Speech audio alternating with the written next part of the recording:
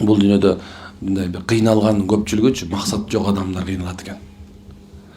Анан ошол максатты коюп туруп, бирок максатына жетпей алып кыйналган адамдар кыйналат экен.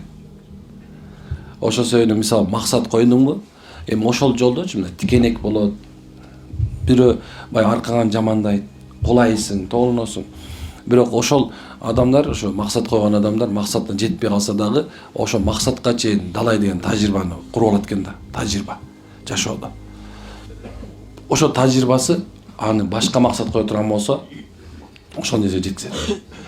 Бирок көп убакыттарда бизде мындай бир кичинекей бир болбогон максатты коюп алат экенбиз. Кичинекей бир болбогон максат. Үй алыш керек, машина алам, мал чогултам. Жок, бул максат эмес чындачы, бул муктаждык.